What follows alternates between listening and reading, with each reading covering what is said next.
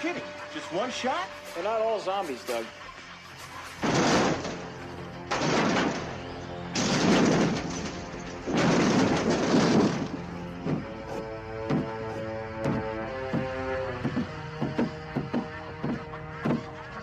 How do you fight this thing? Maybe we could drown it in A1 sauce. Well, sometimes that is better.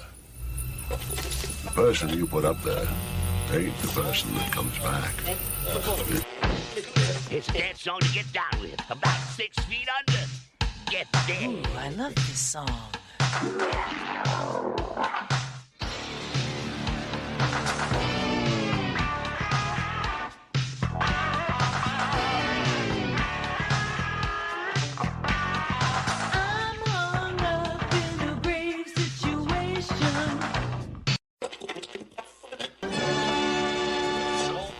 And now we come to the thrilling final episode of our radio drama. Hello and welcome to episode 184 of the Rotten Reviews podcast. I just want to say thank you to everyone who showed up for the episode. Thank you for checking out last week's episode, Tremors. This week we have Tremors 2. This is the first time, I think, ever that on the podcast I've done two movies in the same franchise, one after another in, recurring weeks. So, of course, I spoiled what today's movie is, but if you already read the title, you already knew what it was anyway, so there's no shocker there at all. Now, that's, for the people who might be here for the first time ever, I guess. Even though, if you would listen to last week's episode, you would knew we're doing Tremors 2 this week.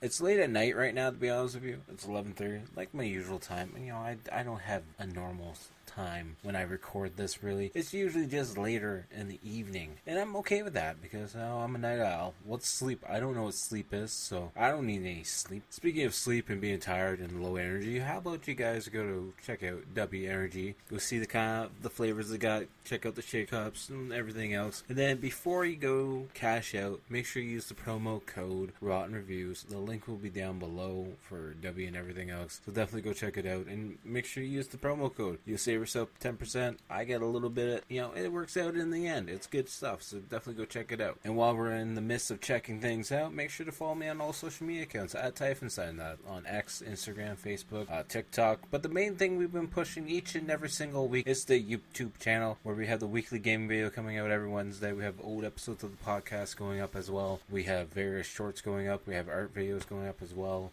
We do live streams on there. We've been doing a lot of live streams, a lot of GTA. We did the latest raid DLC heist for GTA Online. Clock and Bell did that over a 2-night span because we just did 3 missions one night and 3 missions the other night. But we're doing a lot of the online missions and whatnot, so it's fun stuff. Go check it out. We're going to be doing other episodes or other games as well. We're going to be going into the new season of Fortnite. Probably do the new season of Fall Guys, because all these games, the new season and Battle Pass, all come out at the same time. So we've got a lot of content, and we're also going to get back into playing Texas Chainsaw Massacre and maybe even Dead by Daylight. Sadly, my original Dead by Daylight account is on my Xbox, and I've been streaming everything and playing all the games on the PS4 lately. So if I do play Dead by Daylight, it's probably going to be on the PS4, so I'm going to have to start fresh again, which is fine. It's not a big deal, but we'll probably check that out. Maybe even if we do get into it, maybe I'll buy Chucky as the killer DLC, because I'm a big Chucky fan, and I would think he would be a cool killer to play with. So, but enough about that, enough about me. By happenstance, if this is your first episode of the Rotten Reviews podcast, I just want you to know you're going to be spoiled on this movie at hand, because what I do, I talk about the movie from start to finish and hit all the points in between that catch my interest. So you don't want to be spoiled on a movie that came out in 1996, make sure to pause the episode now, go watch the movie, and then come back. Or, just stay here, listen to me talk about the movie, discuss everything that happens in the movie, and hopefully I'll do a good enough job, and maybe I'll make you even want to watch that movie. I just want to put that out there. A little disclaimer, though, from anyone who's new, that you will be getting spoilers. This is essentially what the whole podcast is about. We're just talking about the movies that we watch, things that we enjoy, and hitting up movies that we loved as a kid, and just watching movies that we've never even seen before. I also never do this, but I'm gonna, recommend a movie for the first time ever. We just watched Ricky Stenicki on Amazon Prime tonight, featuring Zac Efron and Andrew Santino and John Cena, of course. Definitely a very fun fun movie. Go check that out. I highly recommend it. I like John Cena movies. Definitely go check it out, though. I think it's a lot of fun, and I think you guys might enjoy it. It's a new movie, just came out this year, and it's a comedy, so it was enjoyable. I wasn't expecting a whole lot, because I didn't even watch the trailer for it. I just saw that was new on the PlayStation, so I figured, why not watch it and enjoy a movie, because we don't really put on too many movies. I watched the movie for this episode, or I watched the movie for each episode of the podcast. And other than that, most of my time is divvied up into watching YouTube content creators, maybe watching the Twitch stream and working on artwork and other stuff. So I don't really sit down and watch much actual movies and focus on them. So it was fun watching. Definitely go watch it. But with that being said, we're going to get into today's movie at hand. Tremors 2 Aftershocks from 1996. It's an hour and 40 minutes. So for this one, the description on IMDb is Earl Bassett, now a washed up ex-celebrity, is hired by a Mexican oil company to eradicate a graboid epidemic that's killing more people each day. However, the humans aren't the only one with a new battle plan. This movie's initial release date was April 9th, 1996. It had a budget apparently $4 million USD. This movie has a whopping 5.9 out of 10 on IMDb, 60% on Rotten Tomatoes, and 4.6 out of 5 on Amazon.ca. Apparently 86% of Google users have liked this movie. I'm not going to talk too much about the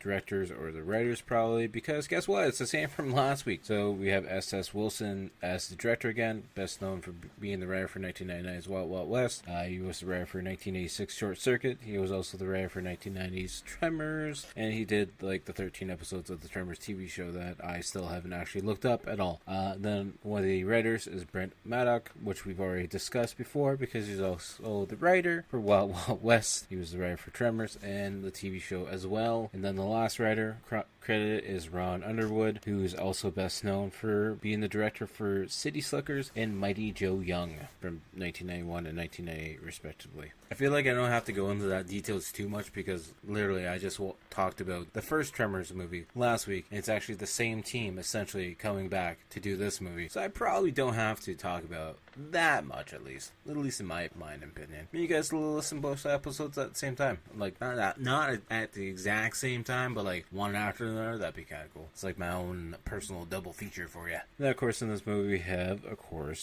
Fred Ward coming back to replace his role as Earl Bassett, and we also have Michael Gross coming back as Burt Gummer because Fred hires Burt to come help him to eradicate the graboids that are at this oil refinery. We also have another new person, Chris Garton, which I believe is new, playing Grady Hoover, who's also best known for being in Black Swan, where he's credited as Sexy Waiter Scott.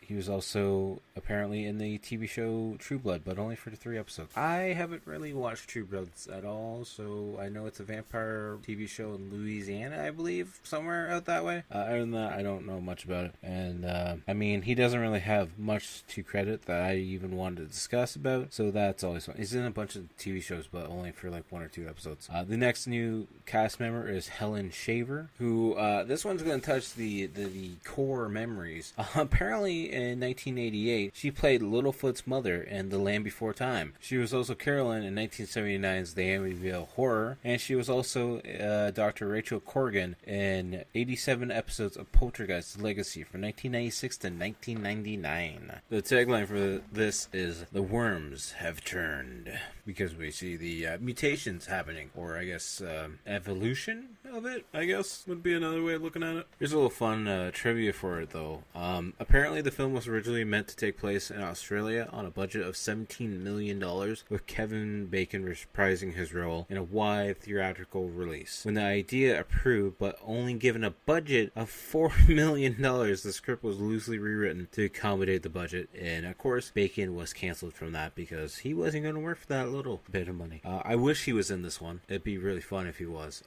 He apparently always wants to come back to do more Tremor related stuff, but he just hasn't, so hopefully at some point in time he might. Who knows? We'll have to wait and see. With that being said though, I think we discussed everything that we need to, so we're just going to jump right into this movie at hand. So like I said, if you guys are a new listener to the podcast, thank you for showing up, but this is the point in time where you are going to be spoiled on this movie. So if you don't want to be spoiled, make sure to pause the episode now, go watch the movie, and then come back and listen to the episode. Hopefully you'll come back and listen to the episode because we need you here. And if you don't want to do that, just get yourself comfy, Get some chips, some Doritos, whatever you might want. Pringles, who knows. Get comfy. If you're working, just keep on working. Keep that pace going. Do your job. Just do it. But yeah, just get comfy. Let's get ready to talk about this movie. It's going to be a fun one from what I remember. Hopefully it's a good one. It's not going to be as good as the first one, but that's besides the point. First one's great. So we're going to get right into the movie, right out of hand, right now. Presents Saturday Night at the Movies, the television series which each week brings you the finest in recent motion pictures. Tonight, they lay dormant for years, waiting for the chance to appear once again. Now, they're back, and they'll find you no matter where you try to hide. And only a team of dedicated professionals can stop them. We need someone, an expert, to eliminate these creatures. To go graboid hunting. This time, they're prepared. Preparing to fire.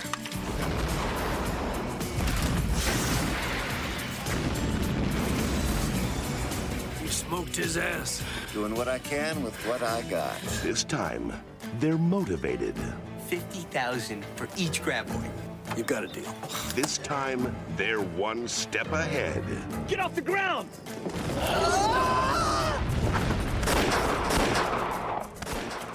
There's only one problem. This time, the worms have turned. Something's wrong with our worm, Earl. It's a whole new ball game. A whole new goddamn ball game. The worms changed somehow. Now we've got these things. This way! I am completely out of ammo. They wrecked our car. The radio tower. How can they be so smart? We're like sitting ducks here. Come get me, you suckers! You hungry? If I can just get to your truck, I can grab some bombs. Tremors 2, Aftershocks. Starring Fred Ward, Michael Gross, Christopher Garten, and Helen Shaver. Damn worms never cut you any slack.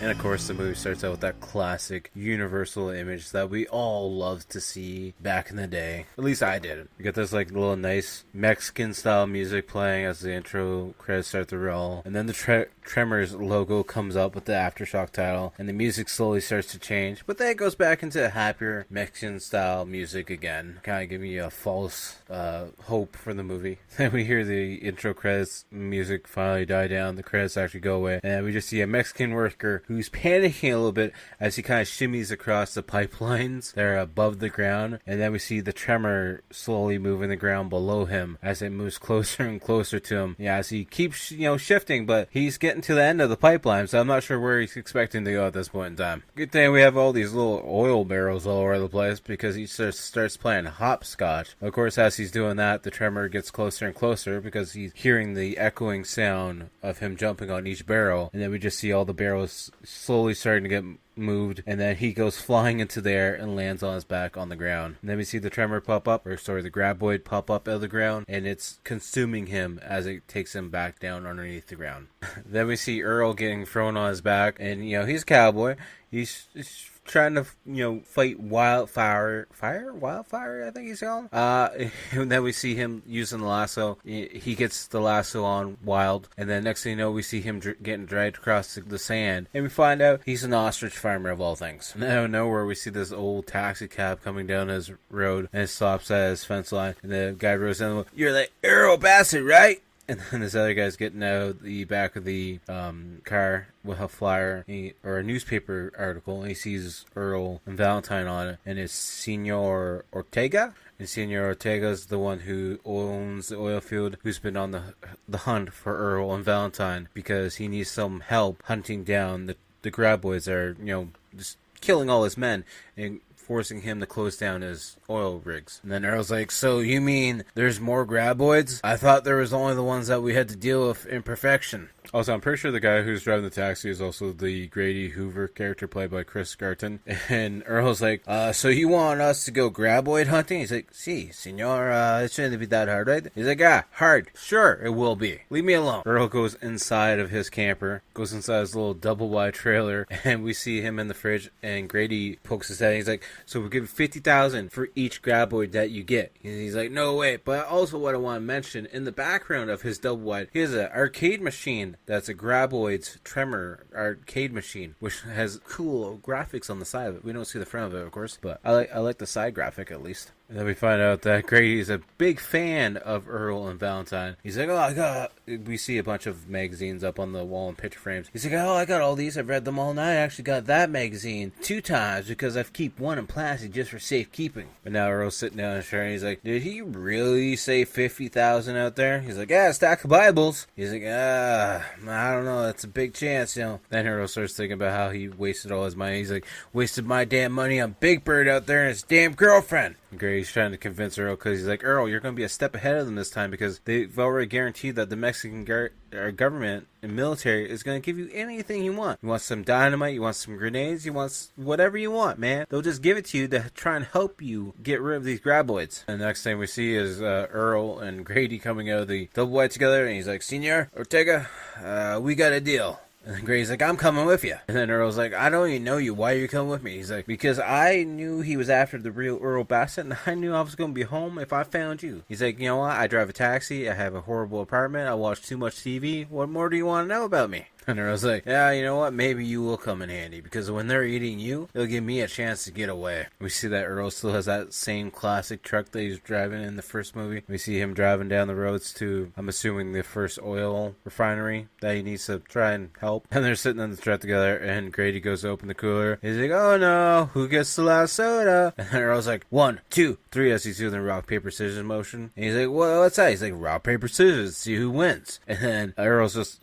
I think Earl does scissors, or maybe he did rock by accident, whatever, and Grady just has his hand out. He's like, I win. And Grady's just looking around like, how'd you win? How'd you win? And he's like, I just beat you. They get to the area where they meet up with Ortega, and he's like, so, I have some news. I have all your supplies over here, and I also have a bonus for you.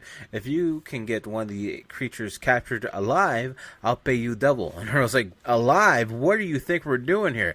How are we supposed to catch it alive? And of course, Grady's just like, ooh, more money, and I like this. Then of course, while they're looking over their supplies, a girl comes out, and I'm assuming it's Kate White Riley, played by Helen Shaver. And of course, Earl's just like, ooh, wow, look at that over there. Earl's got a thing with, any lady by the sounds of it. When he just catches eyes on her, it's just like, ooh, I like you. You like me? Please like me. I have an ostrich charm. And then White introduces Earl and Grady to Julio, who apparently is going around setting up all the seismographs so they can, try and track the creatures, I guess, as best as possible. And that's like later that night, and Earl is going over to White's little office area to look over some quote-unquote some maps, apparently. And she's like, hey, you want some coffee? He's like, yeah, black. And she's like, how'd you like those burritos for dinner? He's like, well, they're okay, I guess. She's like, yeah, with the cook on, that's the best that we could do. Like, did you really make a bad burrito? How do you make a bad burrito? I shouldn't even ask that question. I'm sure there's probably a way. Anyways, White's moving some stuff, and as she's bending over, Earl's checking out her ass. And when Earl's bending over to spread out the map a little bit on the table where there's space now, she's checking out his ass. I'm like, oh, you guys are both perverts. That's good.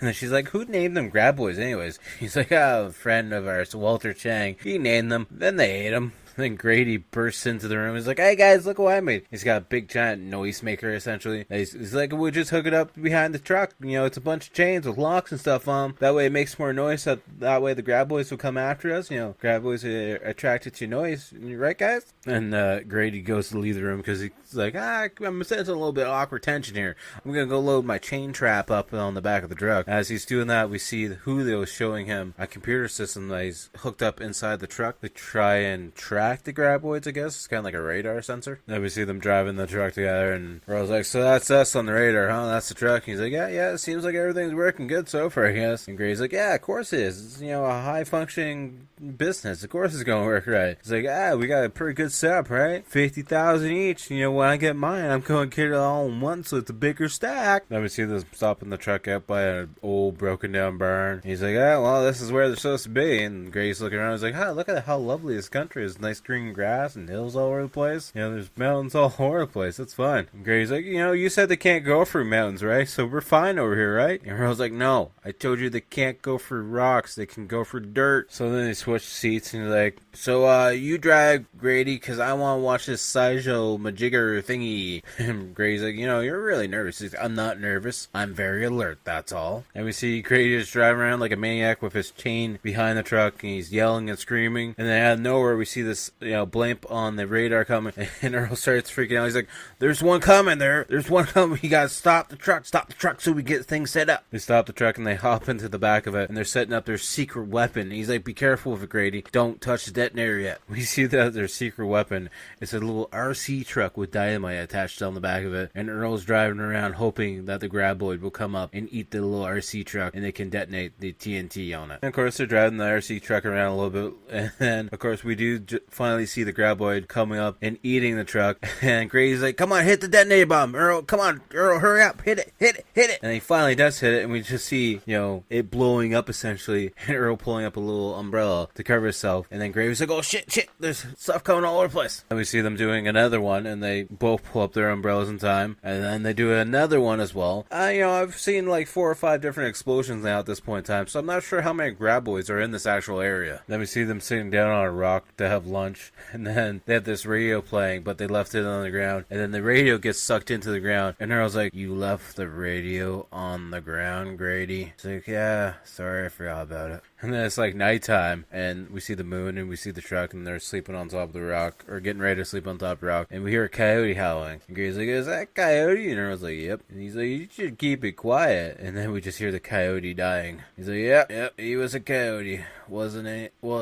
Isn't anymore though. And now it's the next day. We see them sitting in the back of the truck again, and they just blew up another one. And Grady's like, that's 300,000. Like, wow, okay, that's a lot of graboids, I guess. I'm assuming Grady's also saying 300,000 a piece, but I'm not 100% sure on that one. And then Grady's umbrella gets blown off of the back of the truck, so he goes down the ground to grab it. And Earl's like, get off the ground! And then out of nowhere, we hear the radio starting to play. And of course, it's the graboid that ate the radio is slowly coming towards them. And it pops up right behind Grady. And then Grady runs over to the truck and hops into the back. And then jumps on the roof of the truck. He's like, God damn, the thing's huge! Can we get out of here, please? But now they have a slight issue, because when the graboid was going back down into the ground, he actually snagged the back of the chain that's hanging off the trailer hitch of the truck, and now the truck is slowly starting to slide. And Grady's like, it can't be that strong, right? It can't pull the truck, right? Right, Earl? Right? Earl's trying to drive away, but the truck's still getting pulled.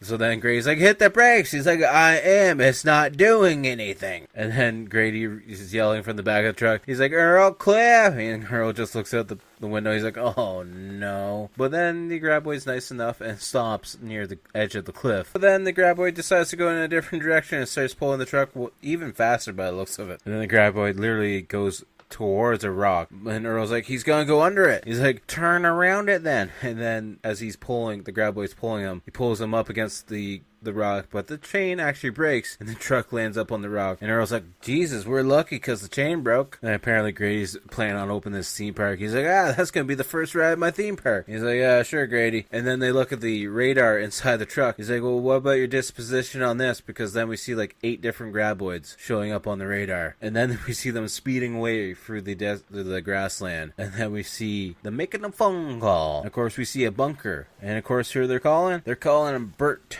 for help. At first, Bert's like, Earl. Oh, Earl, hey, yeah, I haven't seen you in a while. He's like, yeah, I haven't seen you in a while either there, bud. We see that Bert's been a little bit depressed because his wife, Heather, apparently has been visiting her sister for quite some time now.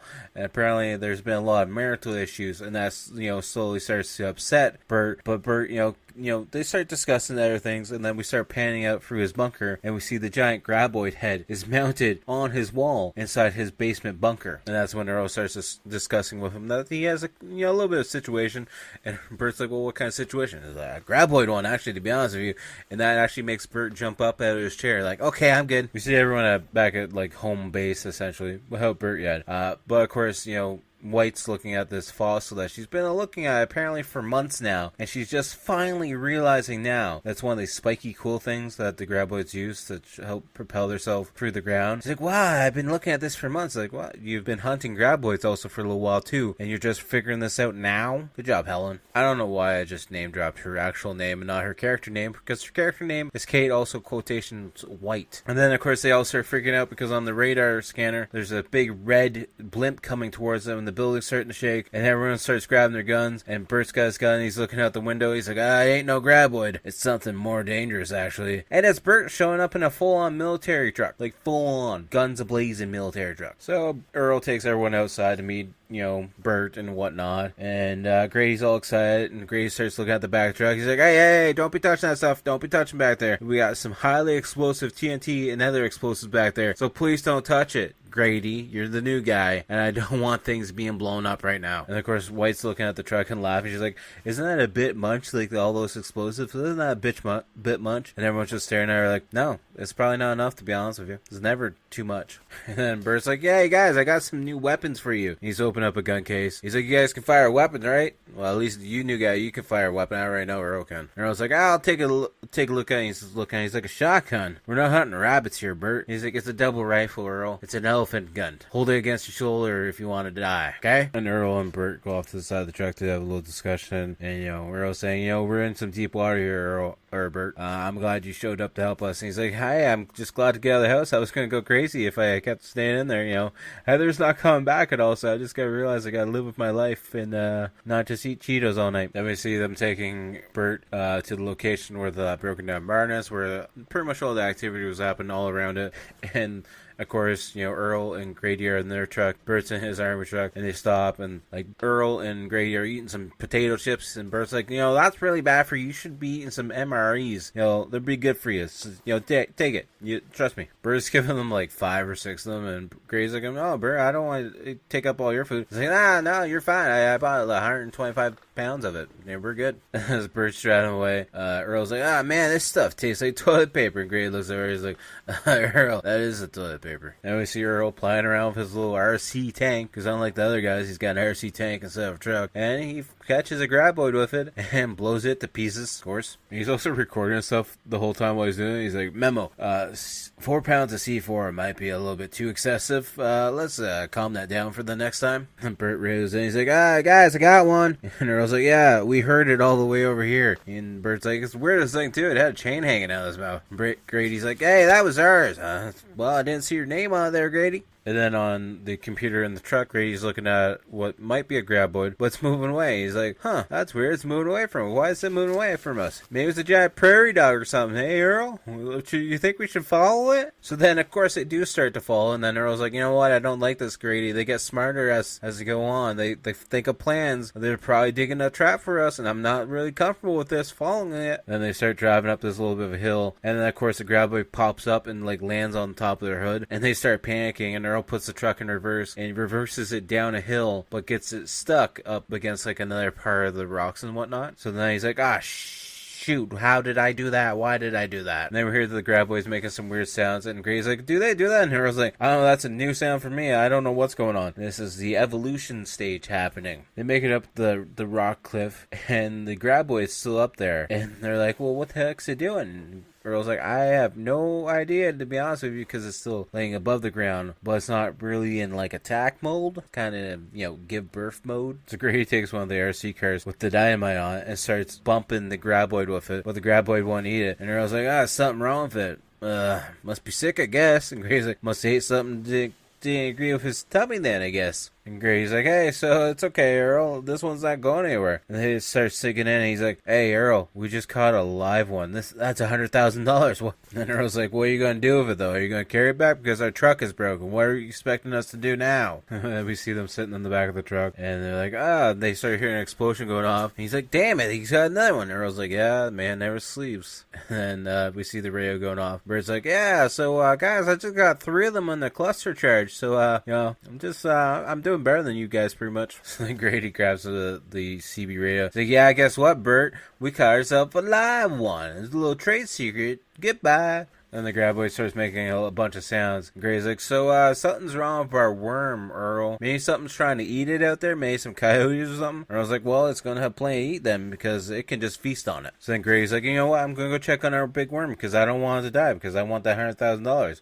And then Earl's like, fine, we'll go check on it. And they go to check on it, and the whole stomach inside is like gone on the giant graboid. And Gray's like, so, something ate it, I guess. And Earl's like, in the 2 minutes that it took us to actually get up here? He's like, well, the whole inside of it's gone, so I don't know what you want me to tell you. And Earl's like, something came out of it. And it wasn't no sweet little butterfly either. And then Earl tries to radio back to Kate to tell them to, stay where they are, or maybe to go to a different spot and get a little bit farther away. And then they hear another sound, and it freaks them out. And they're like, well, you know what that means? There's another one that's giving birth. And then off in the distance, we see the headlights, and it's Pedro showing up to, rescue the truck. But then there's a little bit of issue because the truck stops. And of course, Pedro's truck is still stopped, and Gray's idea is, well, why don't we just take a walk down to where Pedro's truck is?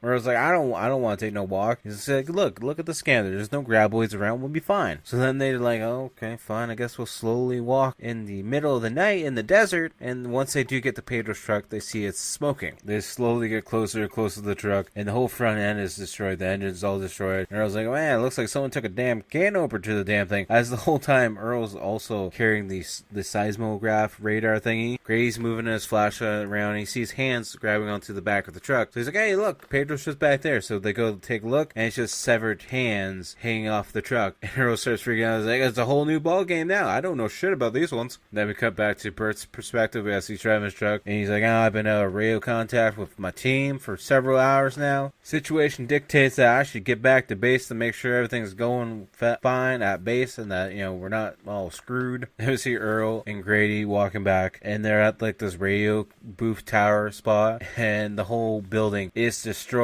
And all the technology is just all over the place. And Grady starts kicking it because he's all pissed off at this point in time. He's like, can't we get a break at all? He's like, you need to calm down, Grady. Don't you know they get smarter? So let's just relax and listen. And they see a station wagon off on the side. And they're like, oh, well, it's not going to have a key, so we're going to have to break the glass and hot wire. And as they're getting ready to hot wire, they hear some sounds. And Grady's like, what the heck is that? He's like, I don't know, but it's coming this way. We got to hide. So they're hiding behind, I think, the car. And then we just see something beating up the door of this building because he's inside the building somehow trying to get out. And then the door finally breaks down. It's this little graboid creature with 2 legs. Kind of looks like an oversized chicken. And Grady's like, what the heck is that? He's like, Earl's like, it ain't no oversized chicken or ostrich, so I don't know what it is. We then see that this new creature hears differently because the top of his head kind of opens up as like a scanner of some sort for sound, and it starts screeching at them and running towards them. Because I believe, this one's also called a screecher now, and I believe they're called screechers. And they start shooting at it, and they drop it, so at least it's a little bit easier to kill. But I think it also hunts by heat. I could be wrong on that one. I don't know. Who knows?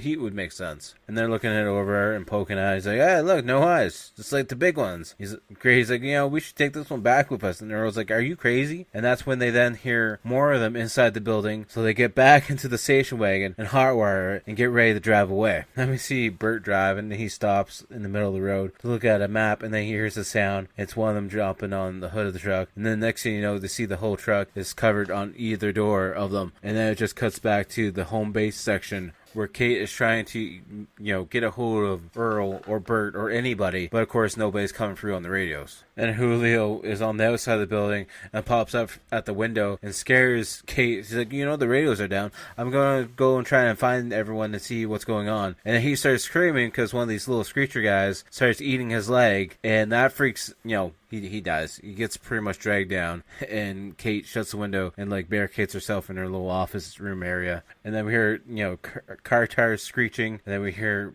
Earl saying, get it. And then we hear a couple, gun blasts, and we can just assume that creature's dead, because then Earl and Grady, come in. It's like, so I don't know what it is out there, but they're changing and they're growing, and now they're little guys instead of being worms that, travel through the ground. Then by the time they're leaving the building together to go back in the station wagon, we actually see one of the little guys on the hood of the car eating the engine out. And they're like, ah, damn it, we just got that car. So then Earl shoots it and it dies in one shot. And then Grady starts going on about everything they wrecked, how they wrecked Pedro's truck, how they wrecked our car, how they wrecked the radio tower. Shocking, guys. They are, hunting by heat, electronic heat. Then they're kind of trying to figure out how many come out each graboid.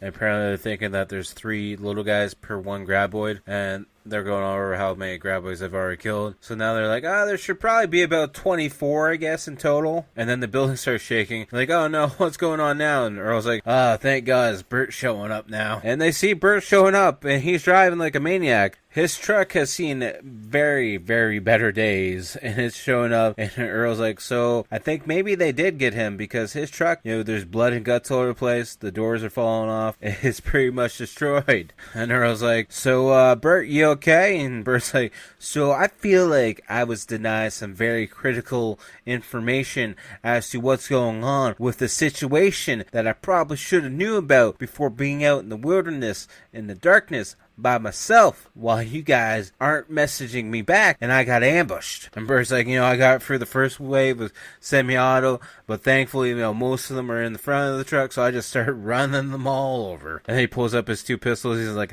I am completely out of all ammo, and that's never happened to me before, and I'm a little bit depressed now. So then Gray's like, hey, Bert, it sounds like you pretty much killed them all. Kate's like, well, I hope you didn't. And she's like, well, for scientific purposes at least, just want to study it a little bit.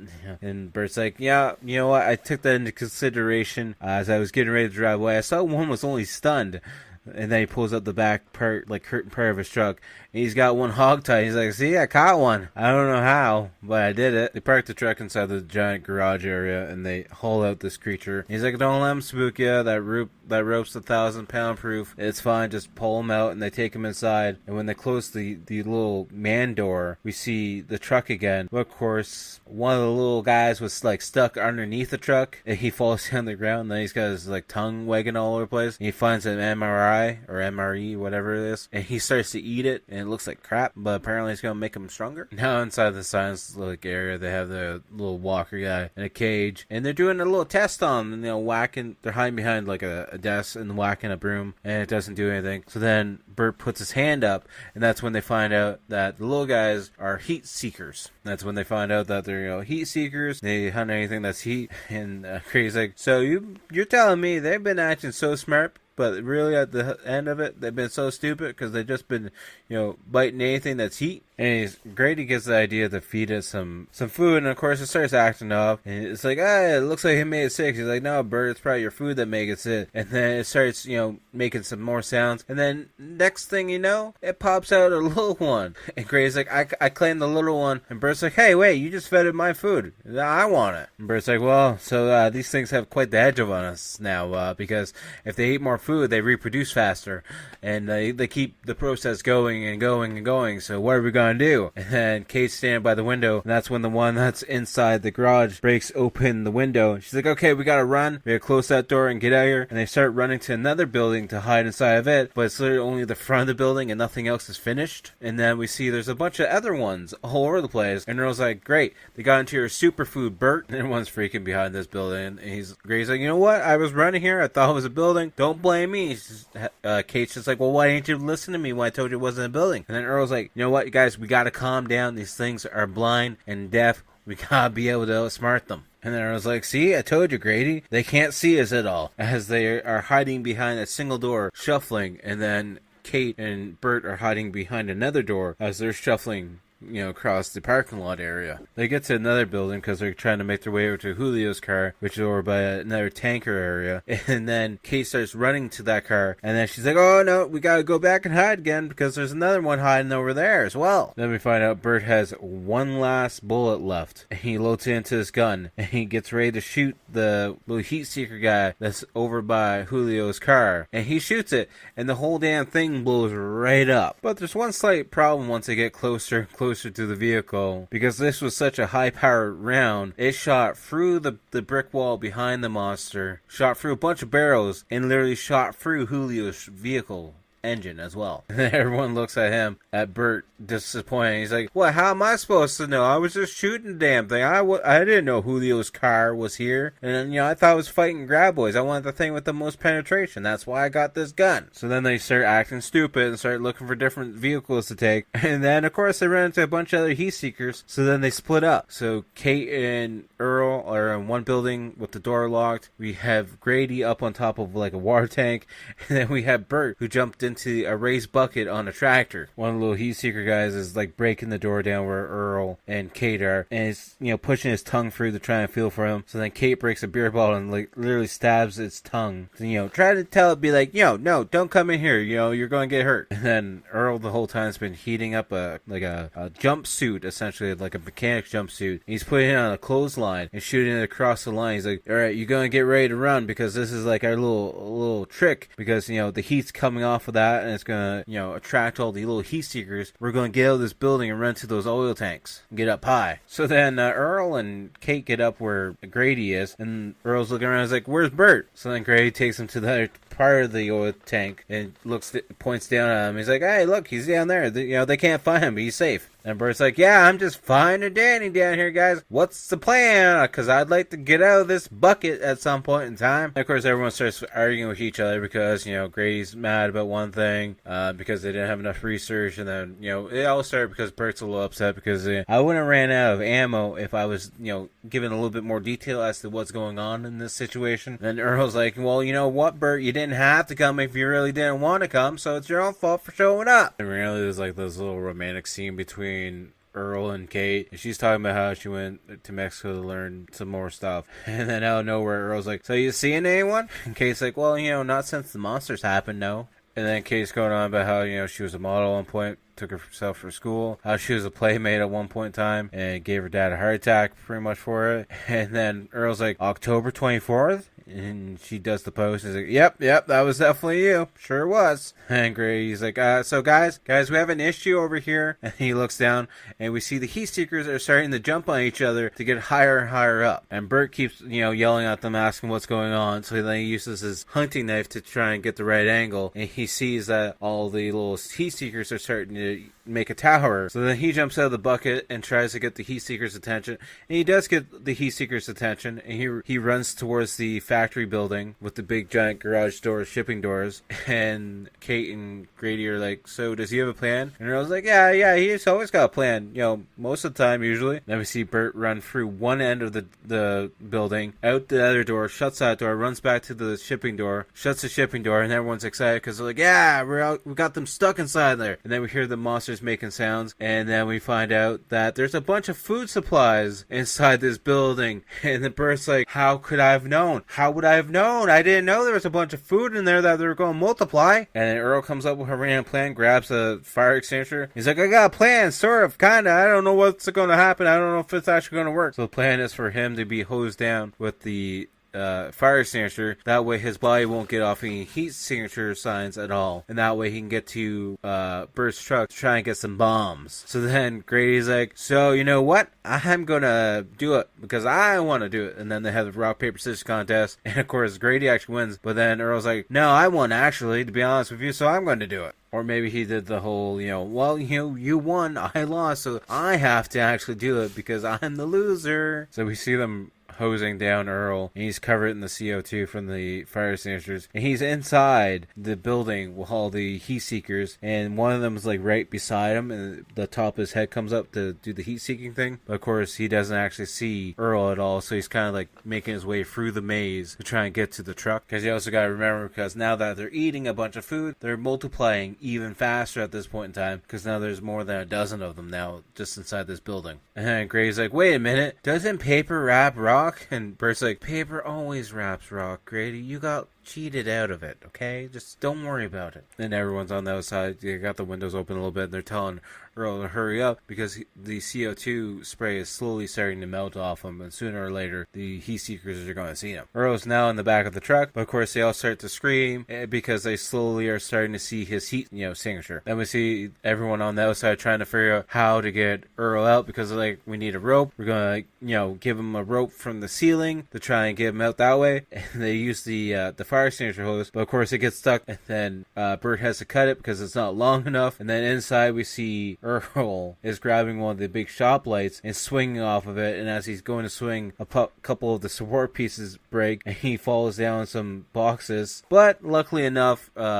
Grady drops down the fire extinguisher hose and they slowly start to, get Earl out of the building. They're slowly getting Earl out of that top window. He's just like, you guys gotta run, come on, go. He's like, what do you mean?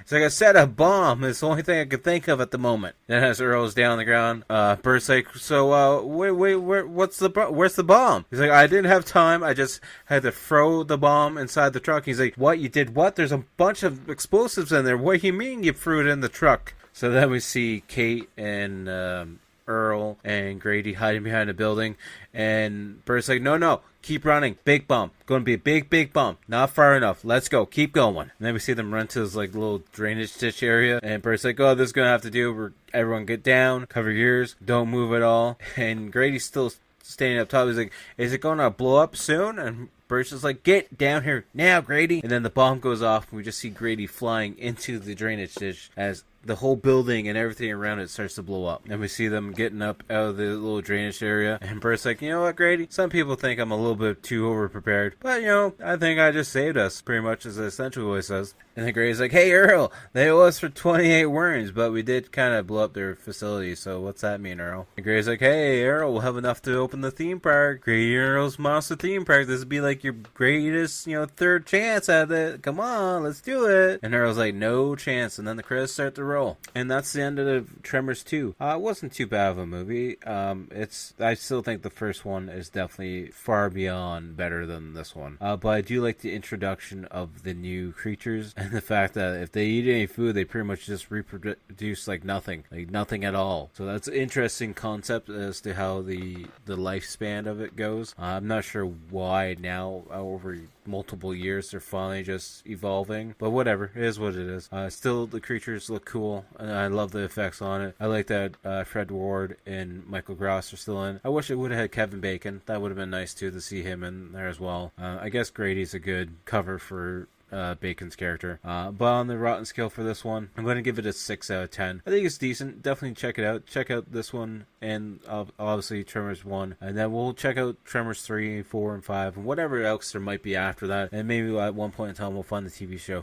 I'd be curious to watch that. I definitely would enjoy watching that and checking that out. So, which brings us to this point in time where we get to pick what we're going to be watching next week. So we're going to watch something that I've been, wanting to watch for a while. I got the box set for it, and with St. Patrick's Day, I think, coming up, or maybe it's already passed by the time this episode's actually out, now that I'm thinking about it. We're going to watch Leprechaun 3, because why not? Leprechaun's a fun, silly movie, and I just want to watch it, and it's from 1995. It's a horror comedy for an hour and 34 minutes, and of course, starring Warwick Davis, who still plays the Leprechaun. So, he's a recurring Leprechaun in the series, so that's good that it's not switched out. I think it's like the last new one, or the one before that he got switched out. I can't remember. It's all blurred to me at this point in time. But yeah, we're going to have some fun. We're going to watch Leprechaun 3 from 1995, so hopefully you guys will check that one out as well. And also, as always, the outro band, check them out. Their links will be down below in the description. You can find them on SoundCloud, Instagram, YouTube, Spotify, pretty much anywhere and everywhere. They have a new album out. Definitely go check it out. Check out Toronto-based horror band Blood Opera with their new song, or one of the new songs playing at the end of this episode from their new album. Also, the new album is titled Songs in the Key of Death, so definitely go check it out. I've listened to it a couple times. You can find the whole album on Spotify, so just go give it a listen